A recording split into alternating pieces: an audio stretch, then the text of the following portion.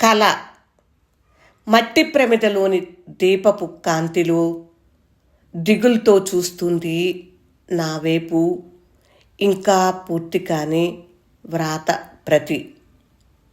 ఆకులు రాలుస్తున్న మంచు బిందువుల సవ్వడి వింటూ నేను నిశ్శబ్ద సింహాసనం మీద నిలువుగా కూర్చుని ఉన్నాను. కిటికీ వెలుపల వేప చెట్టు మీద నుంచి ఒక పక్షి రివ్వున ఎగిరి ఆకాశపు మంచులోకి అదృశ్యమైపోయింది. దాని రెక్కల గాలిగా నా దీపం కొండెక్కుతోంది. ఈ చిమ్మ చీకట్లో అగ్గిపెట్టె ఎక్కడుందో ఒక్క క్షణం ఆగుతాను.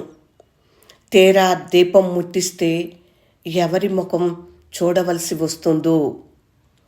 బహుశా ఆ ఉసిరిక చెట్టు కొమ్మల వెనుక పూర్ణచంద్రుని వంటి ముఖమేదో జింక కొమ్ములా మెలికలు తిరుగుతూ మబ్బులో మెరుపులా తళుక్కుమంటుందేమో. అదే నా పాతకాలపు తాళపత్ర గ్రంథం. మృదువుగా చేతులతో తాకి ముద్దు పెట్టుకున్న బంధం. లోకం దాన్ని ఏనాడో మరిచిపోయింది. జగతిలోని దీపాలన్నీ పూర్తిగా ఆరిపోయాక, మనుషులందరూ మాయమైపోయాక కమ్మని కలలే మిగులుతాయి.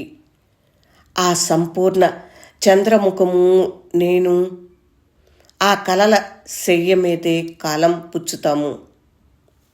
కళ జీవనానంద్ దాస్ కవిత్వం విన్నారు కదా.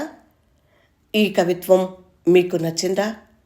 నచ్చితే లైక్ చేయండి, షేర్ చేయండి, ఇంకా నా ఛానల్ను సబ్స్క్రైబ్ చేయండి.